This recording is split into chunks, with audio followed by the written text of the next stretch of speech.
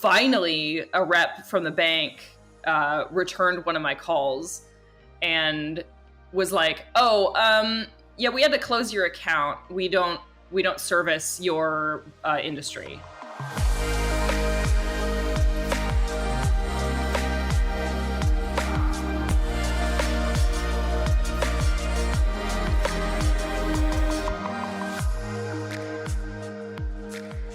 Welcome to On The Whorizon, powered by SexWorkCEO. A podcast about what's on the horizon for sex workers and how to navigate it, hosted by Jessie Sage and MelRose Michaels. Who misses free and affordable ads and social networks without the anti-sex work rhetoric? Assembly 4 is a team of sex workers and technologists from Melbourne, Australia, aiming to bring back free and fair advertising and social spaces to the sex work community.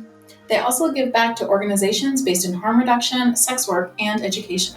Stepping away from the clunky design of traditional platforms, their two products, Tris.link and Switter.at, are refreshing and well-needed changes in both presentation and mission. Both are free to join and open to all. In the words of an A4 user, from the policies to the language to the advice and tips, it makes such a big difference to feel encouraged and supported instead of policed. Check out their website, assembly4.com, for the word, not the number, for more info.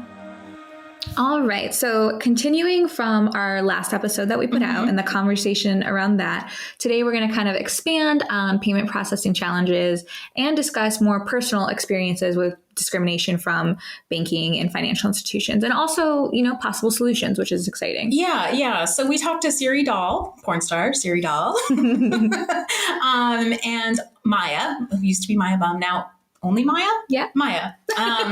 And both of them, and she's a cam model, and both of them have had personal experiences in banking discrimination, and they talk about their own experiences and what it was like to go through that for them. We also talked to Steph, or Rez. Stephanie, who is also a performer and a sex worker, and she teaches classes on crypto. So going from personal stories about how the conventional banking platforms like shut them out to what could we do? Is crypto a viable option? I have to admit that my only experience with crypto is when SpankPay gave all sex workers $100. Yeah. I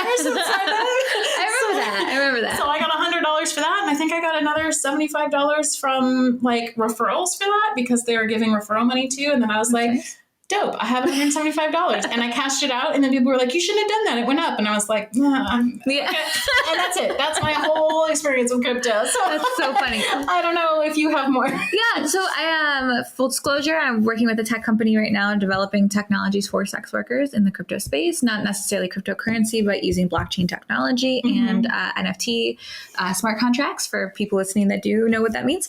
But I think that cryptocurrency, the currency piece itself, does have a place in a future in sex work. I don't know that we're there yet. Yeah. I do have my own concerns with and I mentioned this in one of the interviews, if I exchange something for crypto and then the value of the crypto tanks because it's a very volatile kind of currency, I have an issue with that. So then you're like, I just did this custom for free. Yeah, and I'm not big on that. Not my fave thing. So I don't know. I think there's solutions. And also there's a lot to learn from personal stories, right? I mean, I've had another performer who's not on this season currently, but Emma Dahlia also had a similar story to the Siri and Maya, where overnight your banking is taken from you. So I think that's an interesting problem that we keep seeing reoccurring, and I think these stories are an interesting place to start. Yeah. I mean, I think one of the biggest issues with crypto the one that you bring up is really important. I also think that last time we talked about how we have to train our clients and our fans to give us payments without jeopardizing us. Training them to use crypto is a whole nother step. It's a whole feat. So I think that it's going to take a lot of work, but I think that a lot of people in the sex industry are working to come up with solutions, and that's kind of what we do. Yeah, and that's exciting to see because we need them. So yeah. So let's go on to our interviews and let's get to it. Our first guest, Siri Dahl, formerly known as just Siri, is an award-winning adult star, Twitch streamer, and power lifter. Siri first began her adult film career back in 2012 and returned to the spotlight in January of 2020 after a 5-year hiatus. Find more of Siri and all of her exclusive content at www.siridoll.com. Hi, Siri. Hello. Hello, Jessie and MelRose. So great to see you both. Yeah. Yes, welcome to the Horizon podcast. Thank you. Can you introduce yourself to our audience?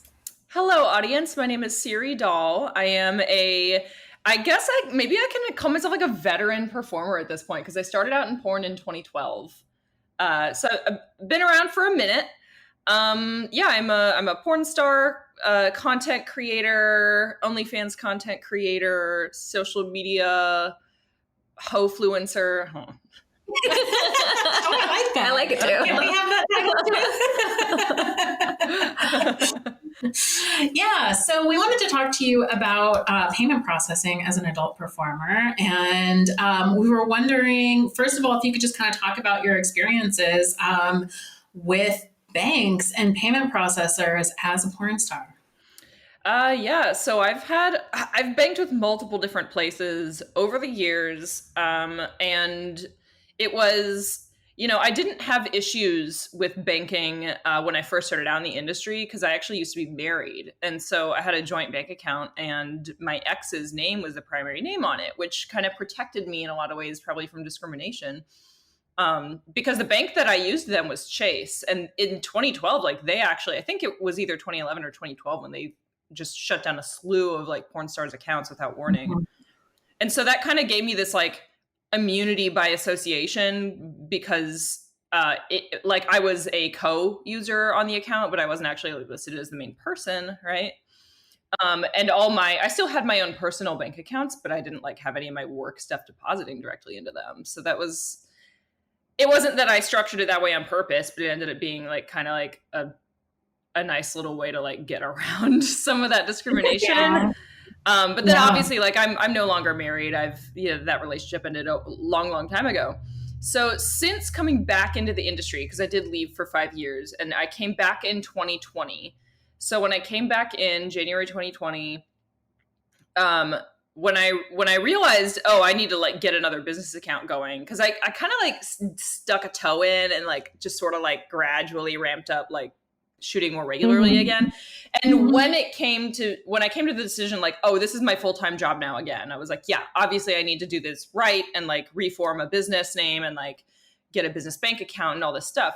And so I already knew, I was very aware of financial discrimination being a thing, and I wanted to avoid the pain of dealing with that as much as possible. So I actually spent months researching different banks, and I found this company that was billing itself as a startup bank. It was supposed to be a smart bank kind of thing.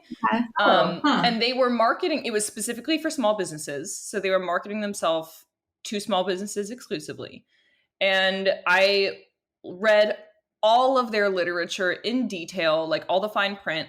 And they actually did specify certain industries that they wouldn't work with. And those industries specifically said, how long did it take you to read all the fine print? At least several hours. Comb through it. I was also control Fing or command Fing a lot, I was searching for anything with the word adult or in it. And I painstakingly read through this company's info, and I didn't find anything that mentioned adult businesses, adult film, adult oriented services, nothing at all. The only specific caveats they had is that they won't service accounts for companies that are in gambling or in cannabis. Okay. That's interesting too. Which is also common. Those industries get some discrimination too. Yeah, absolutely. But you figure if they're going to specify that, then they would specify adult. Right. Adult, That's right? why I felt safe, because I was they have this clause where they very specifically pointed out other industries that usually are in the same clause where they would mention adult if they were going to. Right. And it's not mentioned. Mm-hmm. So I was okay, fine. Now, I didn't reach out to them and directly ask for more clarification. I just took the lack of mention at face value, and I was cool, all right. So I set up an account with them. I would, opened an account online, had some talks over the phone with some of the reps from there. Everything was going just fine, just smooth. And I think I had the account ultimately for like 9 months, I want to say. Mm-hmm. And then, so just absolutely out of nowhere, because I remember I had been banking with this company for a while, had a checking account and a savings account with them, in my business name, So basically that means, for anyone like listening who isn't a business owner, like just to kind of describe this in better detail, all of the money I made, every single, like all the deposits coming from like OnlyFans, for example, every check I got, if I went to a shoot on set, I would deposit that check into this business account. I never deposit the money into my personal account. All income goes in business account. I pay myself out of the business account into my personal, which was with a different bank. So, basically that means that every cent that I had, as it's coming in, is tied up in the business account until I move it somewhere else. Yeah. So I remember that I had been traveling home from a work trip out in Los Angeles, and I was at the airport. I tried swiping my debit card and it got rejected. And I was like, that's weird. So I tried doing like Apple Pay with the debit card. Just still didn't work. I was like, That's weirder. A different card. Right. Yeah. And then I, logged in online to check my account because I was like, I don't know, maybe it froze my card because it suspected fraud because I'm traveling. Yeah. And it was like, we can't log you in. Like, I just kept getting error messages when I tried to log in. And then I after several login attempts, it was like, I tried to reset the password and it said that account name doesn't exist. Uh-oh. So I literally was like freaking out because I was like, oh God, someone hacked into my account. They changed my username and my password and like, they're going to like steal my money or cash something. out. Yeah. And I was like freaking out. And I didn't know what to do. And I tried like calling the customer service number for the bank and like never got a hold of anyone. Yeah. So basically I was just like completely left in the dark and I had no idea what was going on. And it took a whole ass week of me stressing out and not having access to any of my funds before finally a rep from the bank returned one of my calls and was like, yeah, we had to close your account. We don't service your industry. That's insane. So you're just left while traveling without any access to your money and then still nothing after a week. You could have been stranded. Yeah. And I was like, well, where's the money then? Yeah. And she was like, well, they're supposed to send you a check. Or I think they might have asked if I wanted to like appeal it. Like, cause I remember I did try to do that. I sent them like a formal letter, like, and basically the response was just like, nope, we don't service your industry. Like, obviously what happened ultimately was that almost all of my direct deposits were coming from OnlyFans. And they saw the corporate name as the payout on those direct deposits and they just assumed. So they denied my appeal and then they told me like, you'll get a check with the balance from your account that was withdrawn in a couple weeks. It literally took 2 months for me to get the check. Wow. It took so long for me to get the check. So it's like all of my money that I had sitting in that account that I was saving up was like not accessible at all for a while. It was very nerve-wracking. I can't imagine. No, that's so stressful. At least they didn't seize my funds because that has happened to other people. I mean, at least they gave me the money that was mine. Like, I have heard stories of sex workers having an account shut down and the funds seized, which they can do if they suspect illegal activity on the account. Right. Which is just robbery. It's amazing that they can do that. Yeah, it's discrimination and robbery. It's really gross. Yeah, I mean, that's usually what like Venmo and PayPal do, right? Yeah. Like they seize funds if they shut down accounts. They do. Yeah. Been there. Have you? I've been there, yeah. And then I've also heard stories of like, even if you're a sex worker, but like your husband sends you funds, then his account gets sent, or a boyfriend or like a parent. So like, it's almost like a daisy chain of events that just occurs. And even though no one's guilty besides you, I guess, if you're going to be criminalized, then everyone goes down with you, which is insane. Right. Yeah. I have friends who their entire family, their mom, their brothers got shut out of PayPal and they're not allowed to use it ever again. It's like, that's crazy. Well, it's okay because eBay just keeps everyone off. So Yeah. So this is all like really, really difficult. Like, what did you do after that? Like, did you try to find another bank that is better, or what? Did you restructure? Yeah. So I ended up going, I don't know if I should say the bank I bank with now. Like, I don't know if there's like a security risk of saying like, oh, I bank with this bank right now. Like someone trying to like, I'll tell, how about this? If there are sex workers who want to know the bank that I use, they can reach out to me directly, but I just don't want like fans or any nefarious person to try to like use that information. But I will say I bank with a major bank now. It is one of the big major banks that everyone has heard of. And I went with them because some of my industry contacts, namely like my former webmasters, were like, we've been using this bank for like 15 years and it's never given us any issue. Like, and they have like a merchant account. So they're like a big business, you know, and they've never had issues. Yeah. So I was like, okay, I'll try that. And so I've had an account with that bank now for like a year and a half, and everything's gone just fine, just smooth. Like I haven't had any issues with that. So cross my fingers. I don't really know. It seems like there's just no real pattern to who gets targeted by this, as far as like, obviously sex workers in general are targeted, but like, why do some people bank, for example, the Chase example, like some porn stars bank with Chase, their shit gets shut down, some don't. And I don't know what it is. Like, is it just individuals who work for the company who take notice of something and they're like vigilanteing, like, like they're like, I don't like this industry, I'm going to have their account shut down. And then their employees really impact me.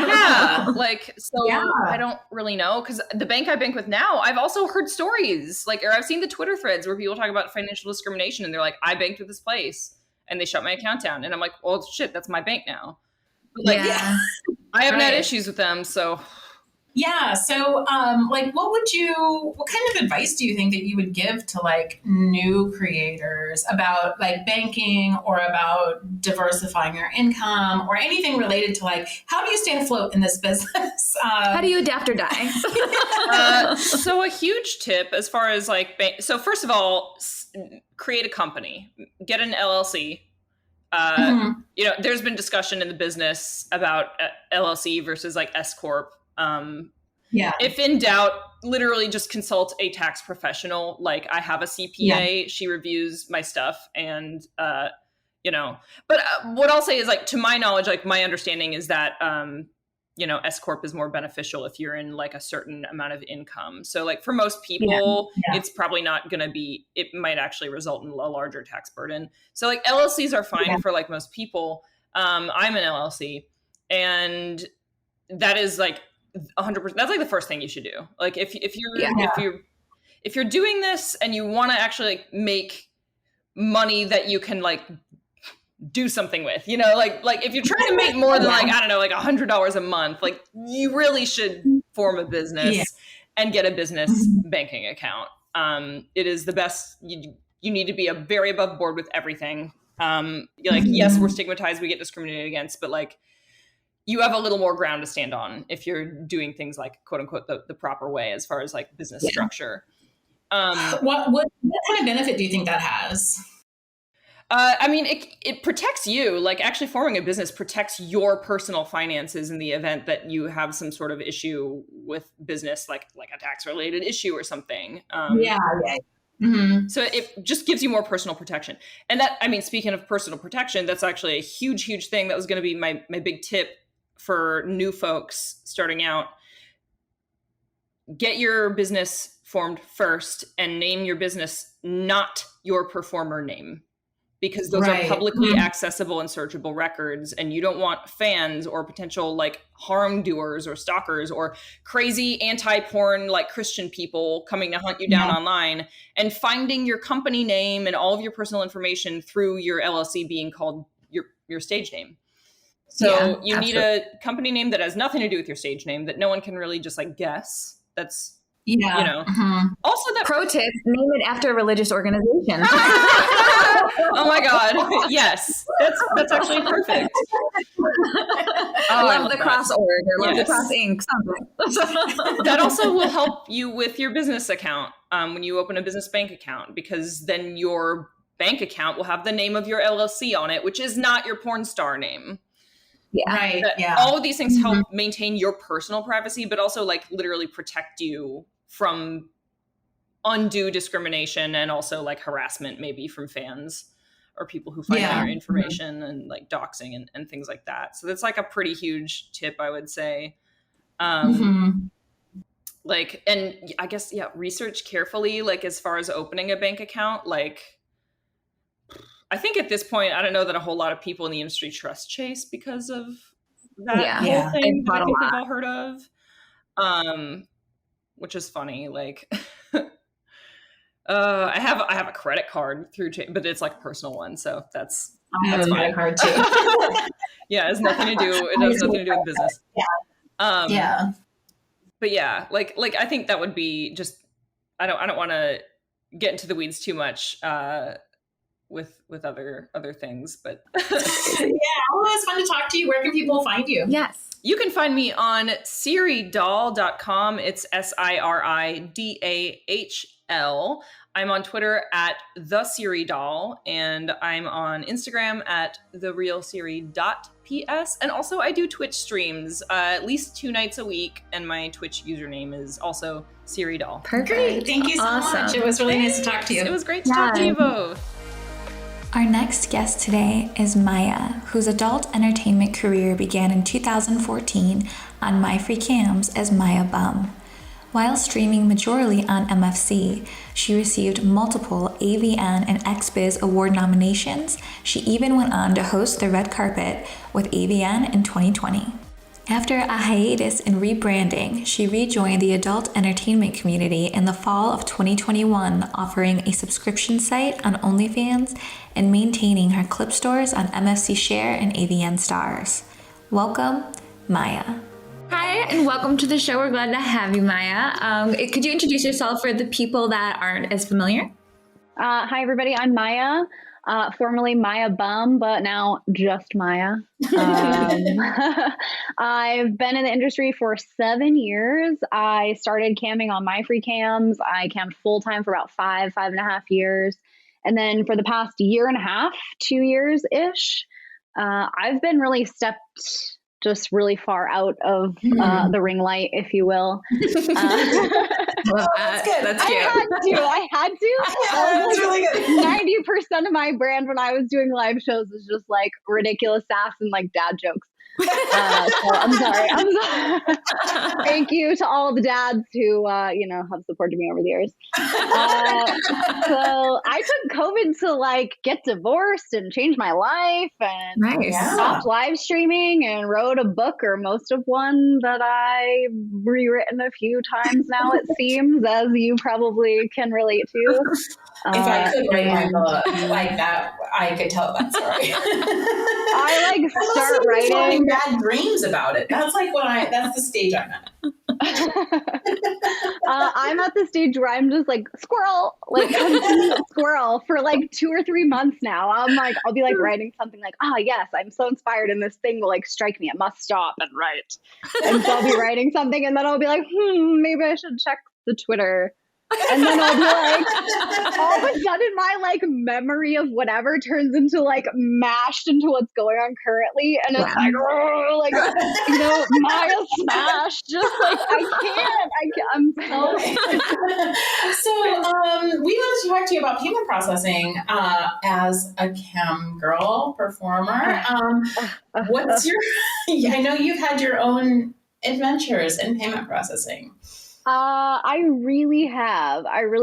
So payment processing has affected me personally, not a lot. Like, for instance, I personally have not experienced like shutdowns of my bank accounts, like as my IRL self. Okay. But it's affected me watching it happen in the community, like literally since before I even got here. Which is crazy to me because And every time I'd be like, this thing happened, and I would like talk about it in my little corner, you know, with my members and stuff. Sometimes members would be like, but like, what else is going on there? Like, why would they target her and like completely shut her thing down and whatever? And I really always brush it off like, yeah, you know, I don't know, maybe she's depositing large amounts of cash, or like there are things that can happen with your banking that like, you know, you get on their radar. It's true. And I got on my bank's radar. Jessie, we spoke about this around Christmas time, when everything happened with Pornhub and whatever. When Pornhub was unable to receive payments, I actually had kind of a nice little side hustle from Pornhub all along. I'm the masturbating in the car while driving girl, which is dangerous. I'm sorry, but also I live in the middle of fucking nowhere. And I can drive on back roads that are like, you know, 25 miles per hour, straight as an arrow for 100 miles. So it's fine. Anyways, Pornhub was like great passive income for me. And so I probably earned like, depending on if I dropped something new, like between $500 and $1,000 per month, I would say on average on Pornhub. So for me, the way that I like budget, I mean, I'm kind of like, all right, cool. That pays like my car payment and my car insurance, whatever. So when that just got like ripped out from underneath us, for sure it was like chaos, obviously within the community. Right. But for me, I was like, ooh, okay, gotta like rearrange this thing. And thank God for our like resourcefulness, honestly, as like cam people, because we're able to just be like, okay, scoochy scooch and put you over here. And like, hey, hey, big tipper guy over there. Hey, can you do this thing over here instead now? And it works and it sucks. And I'm sick of doing it because like, wow, having access to just like the same banking and money transferring systems as everyone else. Like, wow, you guys want a luxury. Jealous of the civilians for one thing only. I hear you. The rest of their life seems miserable, but you know, they can bank. I know. So I just transferred it over and like accepted payments for stuff around the holidays through Cash App and through Venmo. And my accounts with them are old, but I never received a ton of money. That wasn't something that I utilized a lot. So my deposits from that would be like $50, $100, here, there, whatever. So my bank never flagged me. But then around the holidays, I had moved all that Pornhub money and like was scrambling a little bit. So I had like $500 withdrawal, deposit from Cash App. $500, $1,000, $700, like $200, whatever. A bunch that were like close together that were big enough where they were like, And when they look it up, what you guys don't realize and what you don't know, sorry, not you, but like, I'm talking to the babies, I'm talking to the BBs here. You don't realize how all the stuff is linked, right? So like when you sign up for Cash App and you're like, oh, well, I'm obviously not putting my real name in there. So you put your performer name or whatever. Well, you don't necessarily realize that like on the back end of that, when it gets cashed out, it actually is depositing like, and you might not even see it in your statement. And I didn't. It's like Cash App, deposit, and there's like a long number and stuff. And then it will have that name, whatever you put in your Cash App. So it's depositing to Maya Bum. And my bank's like, oh, who the heck's that? So they weren't necessarily like, you're an internet slut immediately. They were like, well, this person obviously is depositing into the wrong account. We should find out who the heck this Maya Bum girl is because she's not having money. You were a Google. So, you know, I don't know. So I got in an argument with my bank, and this particular one is a small one. So it's like a local situation. I'm like a lady who was like, well, if you can't like verify for us like with an ID that that's a legitimate person and whatever, we have to reject any payment that's over $500 and whatever. And they did. They rejected all the money. It was like right before Christmas time, and I was like bummed out on it because I was like just trying to keep my normal budget afloat, like happening. And then that's when to work around this, which is against terms of service, of course, right?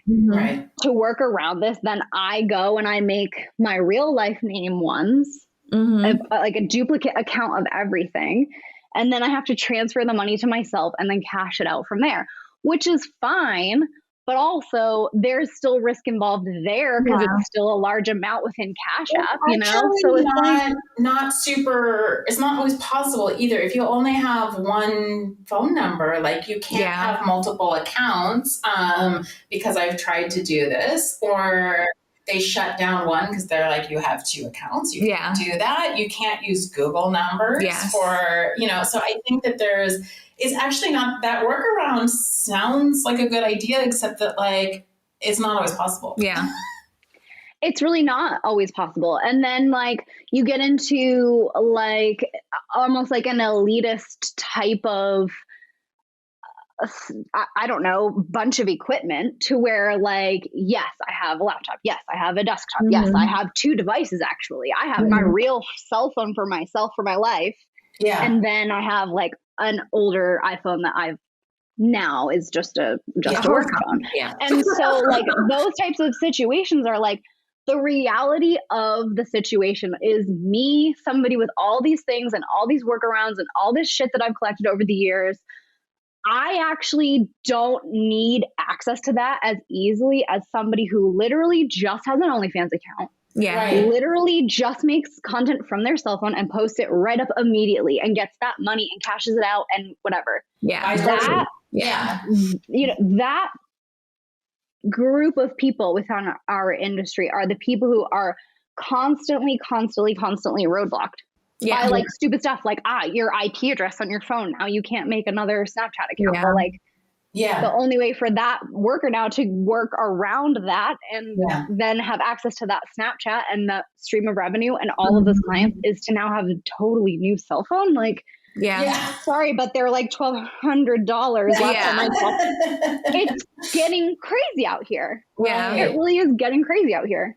Yeah. Yeah. What was your initial reaction when the OnlyFans, I guess we'll call it a scare, the suspension happened? Because that's very similar to what we've seen with Pornhub. And then obviously chaos ensued. What was your initial impression? My initial impression is I'm not surprised. Yeah. At all. I kind of saw the writing on the wall with it, I guess. Not necessarily. I'm not trying to say like I told you so or I predicted it, but also I never really trust anybody is going to be around for us for that long. We've seen it happen over and over again. Like I've been in for 7 years now, so I've seen it happen a bunch of times with various outlets. And so am I surprised? No, not at all. Do I think that they had plenty of time to prepare for it? Yeah, I do. Yeah, I really do. And do I think that in the face of this adversity and this stigma and these problems and these business challenges, I'm fucking disappointed. Yeah. This sounds stupid. This is going to sound stupid, like a little fangirl, right? But like, I know Leo, okay? I've worked on his website full time for over 5 years. I've been to all the things. I've chatted with him. And when you go to the things and he sees your face repeatedly, like, not that I'm putting myself on some sort of pedestal, but like I've had conversations with this man. He's asked me my advice about things. I've straight up refused to have flippant conversations with him about whatever. I'm like, hey, yo, this thing is broken. Like you're out here partying and like having a good time. And that's all well and good. But like, right now, presently, I'm trying to use this thing and it's not fucking working. Yeah. You know, so like I never beat around the bush with him. And when it comes down to it, Leo, like you and your people, whatever you're doing, like we're not making enough time in the schedule for like really, really important things. And if I'm mistaken about that, if these are purposeful decisions where you're like, oh, well, I could do the right thing, but I'm not gonna. Yeah. Fuck you, man. Yeah. Like, are you kidding me? We're so many people. We're so many people out here. And all he did when he like invested and took over majority of OnlyFans, really, in my opinion, was like open up that group of people to include more. Yeah. Because MFC is female only, and I hate the way that that's even worded, honestly. But like, you know, we were so many girls out here for Leo, you know, and now we're so many people out here. Yeah. And it's a responsibility. I think at the end of the day, no one there really understands their reach. They don't understand how like the level that they're being seen by the whole world actually. And like that platform comes with a responsibility. Yeah. And I'm really let down. That's all. So am I going to leave OnlyFans? No, I'm not. I'm restructuring it. But yeah. I want to comment on the Leo thing too, because I'm originally from the Chicagoland area. So I have had interactions with Leo. I've gone to all the model meetups. I've done all the things, especially in coordination with MFC. And I think that was something that I was kind of shocked to see, was that the outrage was like over OnlyFans specifically was so targeted at Tim and not at Leo, who's majority owner. And like no one was boycotting MFC. No one's screaming about My Free Cams for the same person actively involved in these decision makings. And a lot of what kind of came down the pipe with OnlyFans was predicated slightly on Leo wanting to cash out, claim his money, and no longer be majority holder, is from the conversations that I've been a part of. So it's like the outrage is a little bit misplaced, at least if we're going to point out someone to be particularly responsible. I was surprised I didn't see more of like MFC being targeted or people boycotting that. Were you surprised by that at all? I was surprised that everybody was like, well, we'll just go to FanSlate. And I was like, that doesn't solve anything. Same people. Yeah. and here's the thing. I have been, every single thing that I built in this industry, like we can get into how Cam Girl Vacation struggled specifically with payment processing. But like that's something that I built for a number of reasons, mostly for like camaraderie, because I was feeling so isolated. Like it's such a strange thing for me. I still can't really wrap my head around it, how we're like so social, but also so isolated simultaneously. So I really created Camp Girl Vacation as a way to like get us going somewhere, get us together, get us in the same space. Because even though, you know, we can take our jobs anywhere, we can do our jobs anywhere, all this like fun stuff. It's still hard unless you like get together with people and like connect with them so they know they can trust you. I could have a cam girl living across the street and I would never know it. Yeah. Probably, you know? Yeah. Right. So am I surprised that more people didn't? No, but that's who I called out, just for the record. Yeah. Because was that the move? I genuinely want to know, like, is there some like quest for internet domination happening where he's like, yes, I can buy this and I will, and then I will burn it into the ground. And I don't know. I can't figure it out. But it's getting fucking old though, right? Yeah. That like, this is our money. This is our livelihood. These are our jobs. This isn't like a fun little game of like, which girl's gonna get top whatever this month, you know? Like it's beyond that at this point. With OnlyFans, I feel like made my job more serious and like more legitimate, you know? Yeah. And gosh, I don't know. I don't know what the move was or why they did that or whatever, but from a lot I know, I mean, it's been so widely debated, but from what I'm understanding from like the lawyers involved in the more, I would say, upper level conversations happening, a lot of it had to do with like, Leo wanted to cash out. And then there's also the piece of like payment processing in terms of like OnlyFans uses a mainstream processor. They're not paying adult processing rates. So like the easy situation would have been like, okay, let's take a cut in profits and switch processors to an adult processor, problem solved. Yeah. Or we can put profits over people and just stay with the mainstream processor and give it to all the people that made us all the money and build the platform. And it was like, you know, maybe they won't notice. Let's try. Like, oh shit, they noticed. Let's undo this. That's kind of how I felt about it. Displaced as usual, but we saw this with Patreon. I don't know if you were one of the early adopters of Patreon, but that was something I immediately moved to and then got kicked off of within like months. So it's like, we've seen this, we've been here. And I don't know if there's a better way for us to do it unless we all launch independent sites, which is not super simple to do. Though, but that's also like kind of going back to the point that Maya was making earlier, is that if you're at the very top, maybe you can do that. Resources. But most people can't develop a website, pay thousands of dollars for a market on there, for like for traffic. It's not so simple. No, it's not so simple. And I think that that's really hard. I wonder, what would you give advice in terms of like new creators coming into the space, especially in the online sex work space?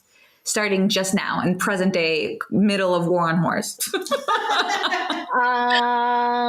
Oh, well, if you chose for today to be your first day, like, wow, okay, I see you.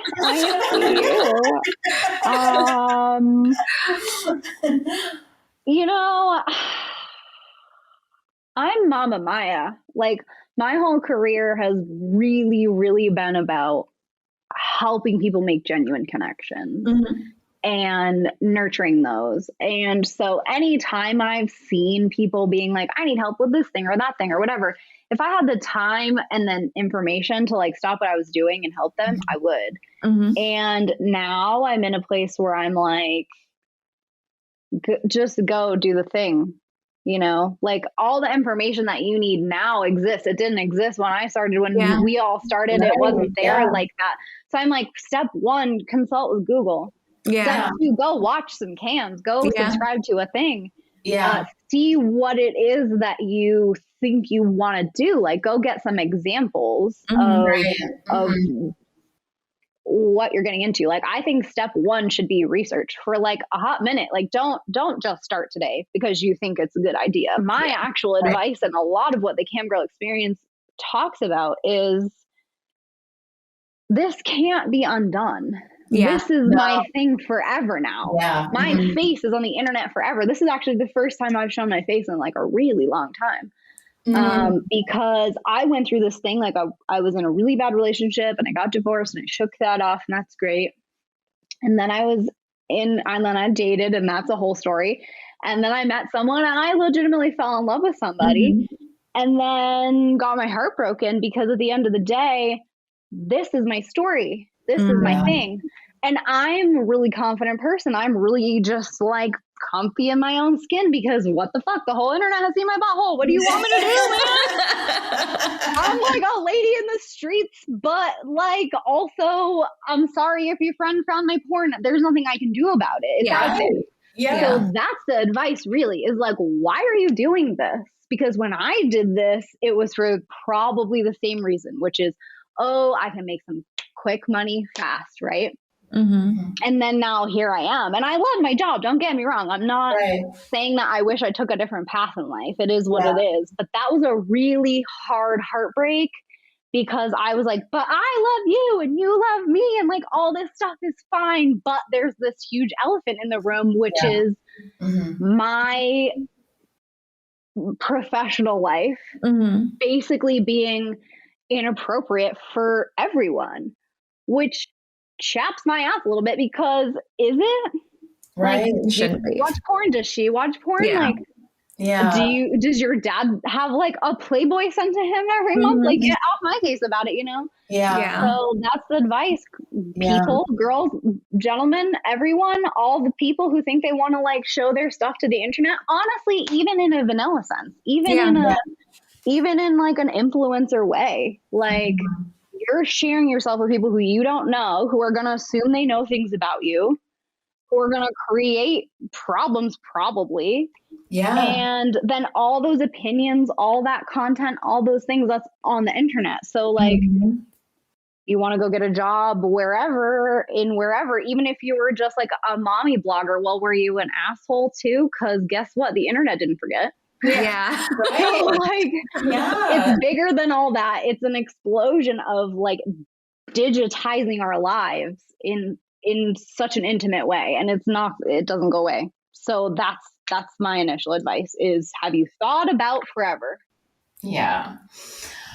Well, this is probably a good place to wrap up. Where can people find you and your work and the stuff that you're doing? And your private Twitter. My private Twitter. So allmylinks.com/Maya, MAIIA. And all my stuff's on there. That's like the easiest way. It links off from there. I'm at Real Maya on Instagram and Twitter, and other handles that are not your Maya baits. They're, you know. Just out here masturbating. I just want to masturbate in peace. Preach.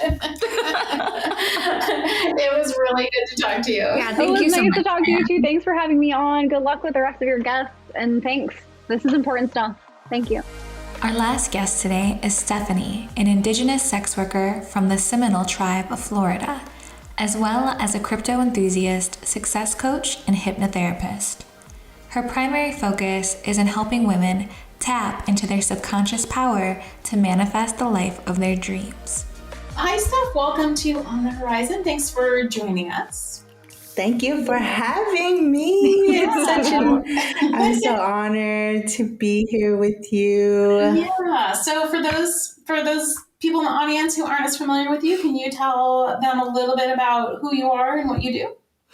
Yes, I'm an Indigenous sex worker who also I'm pivoting pretty much and focusing a lot more on being a success coach and hypnotherapist, because hypnotherapy has freaking changed my life. So that's what I'm doing now. I'm helping people through hypnotherapy and healing the subconscious mind. Wow. I listen to those like sleep hypnosis if I'm having trouble sleeping. Yeah, or like the white noise. Yeah. Yeah. I do that too.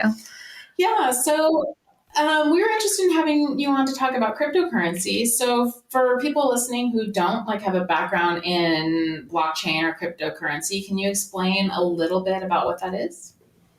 Yes, I can. Cryptocurrency it's a digital form of money. That's a simple way to put it. But it's a little bit more special because it's encrypted. And depending on which cryptocurrency you're talking about, it has the potential to be like it could be decentralized, which a lot of people find appealing today because there are so many things wrong with centralized banking,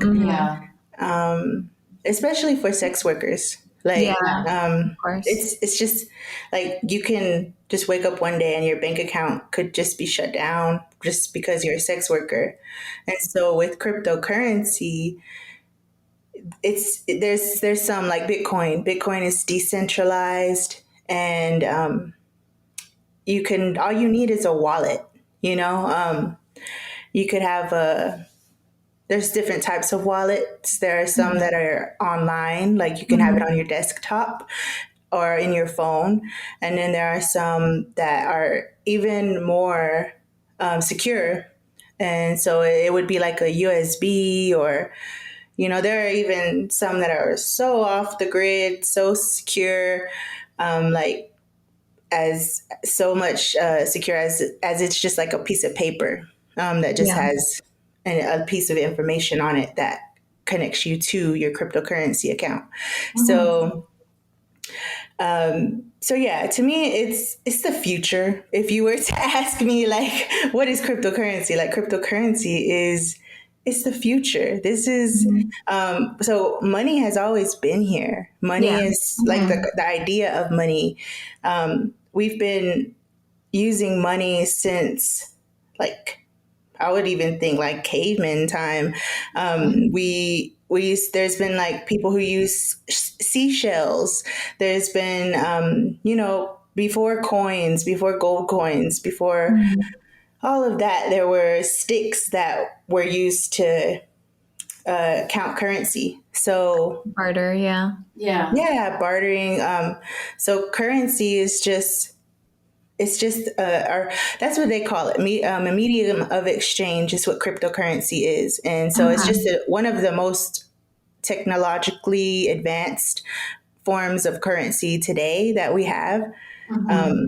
I would say, it's a little bit more special than just a digital money, because we have digital money like a credit card. Yeah. That's a digital money.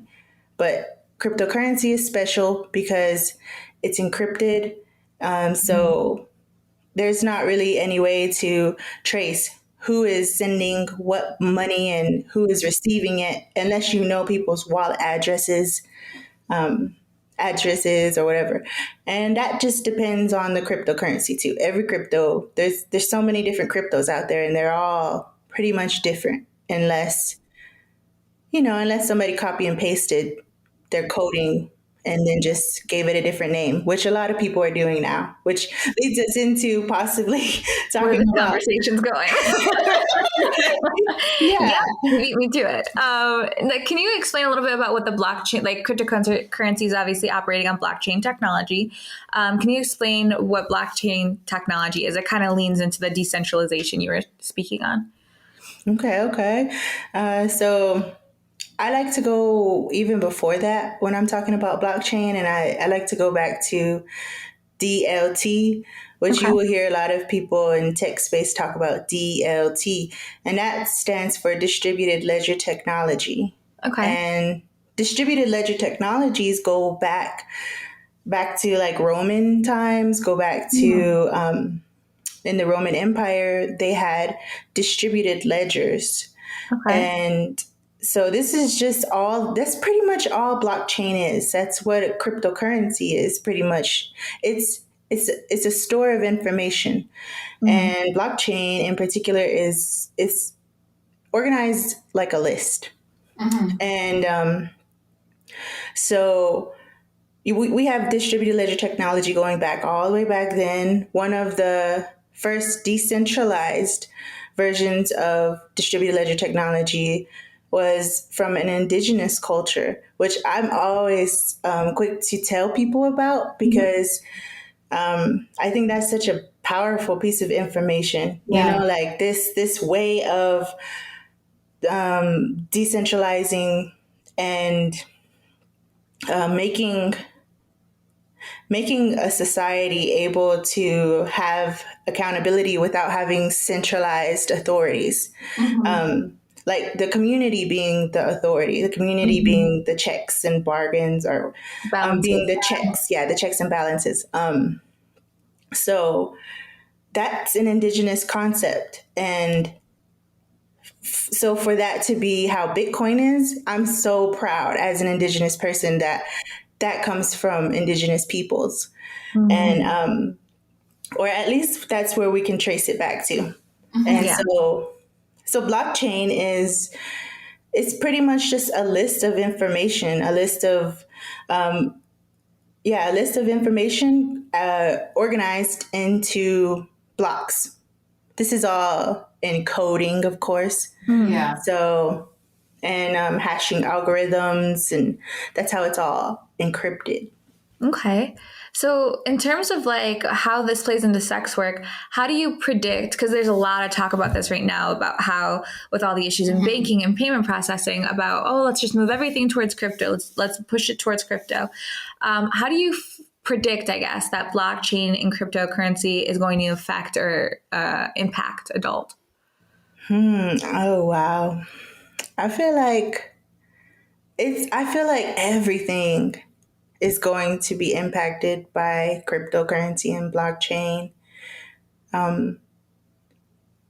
So I feel like I was saying in the future, or in the beginning of this interview, I was saying everything is moving towards it's the future. So I feel like it's just a matter of time before we have cryptocurrencies being the main medium of exchange. And I feel like, to me, it has the potential to create more opportunities for sex workers and allow them to have power, more control over their content, over their because, like with NFTs, you have basically like a built-in contract. I wouldn't say like Paris Hilton. I've heard her describe NFTs as I've heard her describe NFTs as like contracts on a blockchain, and I agree to an extent. But there's in my opinion, it's like the NFT is separate from the contract. So NFTs use smart contracts, but the NFT is something separate. Because it's the digital asset, or the non-fungible. It's a collectible. It's a piece of art. It's a piece of real estate. It's a film. Mhm. It's something that you can put on the blockchain, and that can be subject to whatever contract that you put on it. However, like there are limitations to smart contracts. It's not like a human being. They won't be able to, like interpret a contract or even execute a contract the way a human being would be able to. But for simple things like, every time this NFT is bought or sold, we have a certain amount that is charged to the creator of it. And it will never be less than this amount or something, So those are simple contracts that can be put onto an NFT. And onto blockchain. Yeah. I'm curious. So, because something that a lot of us are seeing right now in the space, especially in adult, is like there's companies coming in that are crypto-based companies for adults specifically. And a lot of them will rug, or it's like a pump and dump scheme. These are words we're hearing right now, like buzzwords almost. Yeah. So can you define like what rugging is or what pump and dump means in terms of cryptocurrency? Ooh, okay. Yes. This is something that I really strongly would coach on. And I had a crypto course that would pretty much, the whole point of the course was to teach you how to identify pump and dump schemes, rug pulls. And it's not that hard. A rug pull is pretty much when a cryptocurrency is created purely so that people can, and to me, it's like it's the same thing as a pump and dump. Okay. I like the term pump and dump more than rug pull, probably because I learned it first. But a lot of people use the term rug pull too. But so they pump it up. It's like a lot of marketing. So people will get a lot of hype around a project, and then everybody jumps on it. Everybody puts their money into it. And then the people who started the project just pull out. Mm-hmm. Is there like any advice that you would give adult performers who are considering getting into crypto, or I guess exchanging crypto for their adult work? Yeah, there are some point of sale cryptos out there that are changing. They're mostly meant for like commerce and stuff, but I don't think that there would be a problem if it was for a sex worker. And like one of them is Pundi X. That's been one of my one of the projects that I see who would probably be the easiest to implement as a point of sale for sex workers. But other than that, I know like people have told me that they would most likely lose a lot of business if they did that right now, just because there's people who just don't want to do it, or but I mean, if people were like serious about just completely going to crypto, I'd look into Pundi X. But other than that, I mean, just tell your peoples, like, pay me in crypto, bitch. I love that. Yeah, that is a good place to end. Yeah, that's perfect. Where can people find you or your work? Okay, so I have a website, stephanieinspiresme.com. I still have a coaching session available for cryptocurrency for $50 if people have anything that they need help with. It's on my website in the coaching tab. So I still offer that. But I do offer other services for like leveling up your income, leveling up your success in your life, making success no longer have to be a dirty word for you. So that's at stephanieinspiresme.com. And then you can find me on Instagram at stephanieinspiresme.com, on YouTube, Stephanie Inspires Me, and Twitter, I'm Red Stop. That's an old Twitter account. I love it. Well, thank you so much for coming on with us. We really appreciate it. Thank you for having me, and thank you for listening to me, listeners.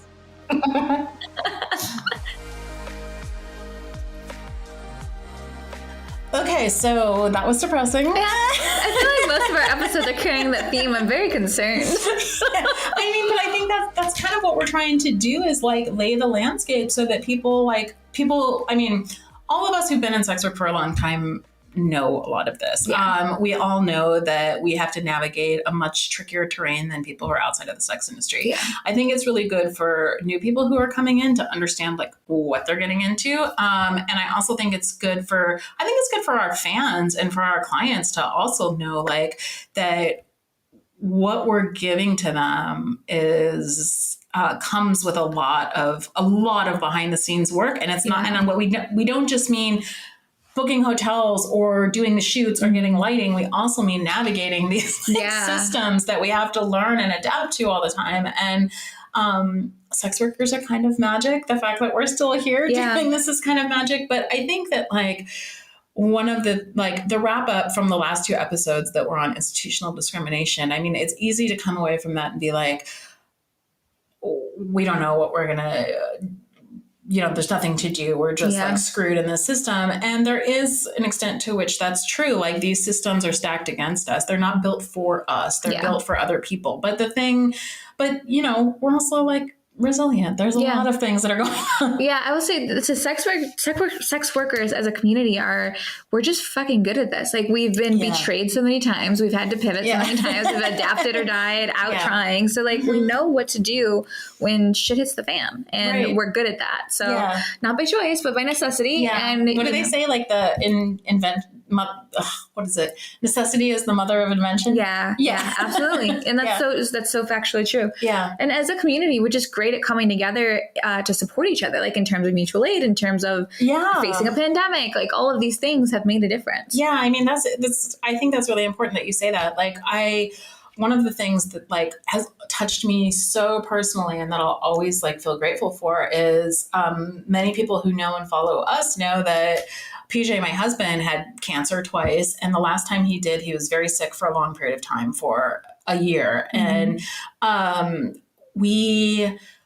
I couldn't really work while that was going on because I was taking him every couple of days to the hospital for chemo, but then also he was being like hospitalized for the side effects of chemo. And it was just a lot. And anyone who's gone through chemo or through cancer knows that it's a lot. But like, I think that, we don't have institutions behind us. We can't take paid leave. We don't have like, safety nets. Yeah. Like when the pandemic hit, we didn't have safety nets for sex workers. I didn't get a pandemic check. Yeah, I didn't get one either. And so because we're excluded from all of this, I think that sex workers know how to come together and raise money. And for us, I know that like our fans and clients and other sex workers raised more than $7,000 for us, so that like there were when he was sick, I wasn't hustling, and I think that both of us felt like more held by the sex work community than by anyone else, you know? And I think that, and I know that because of my experiences with that, I've also worked really hard too, whenever I see someone who's down and out, like help them out too. And I feel like we're a volatile.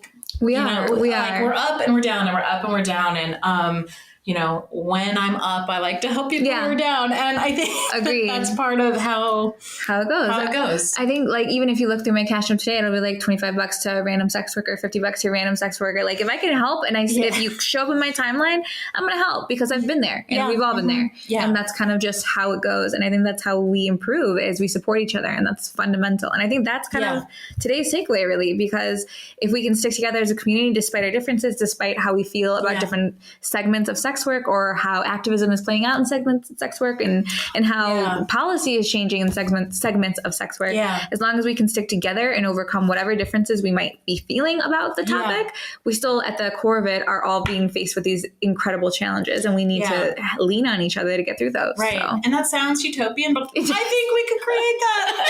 we can do it. We can try like on our own like small level. Like I've like joked that I think that sex workers are the best babysitters, and I think that they are, because I think there's so many ways that we could like help each other. And some of them are through financial things. Some of them are just through being there. When PJ was sick, 3 different sex workers who are friends of ours came and stayed at our house for over a month. They cleaned our house. They like watched the kids.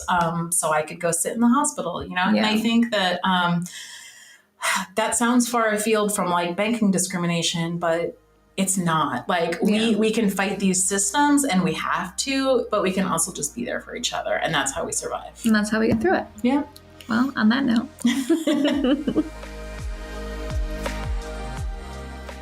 Thank you for joining us on another episode of On The Horizon, a podcast about what's on the horizon for sex workers and how to navigate it.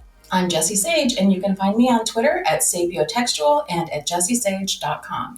And I'm MelRose Michaels, and you can find me on social at MelRose Michaels and melrosemichaels.com.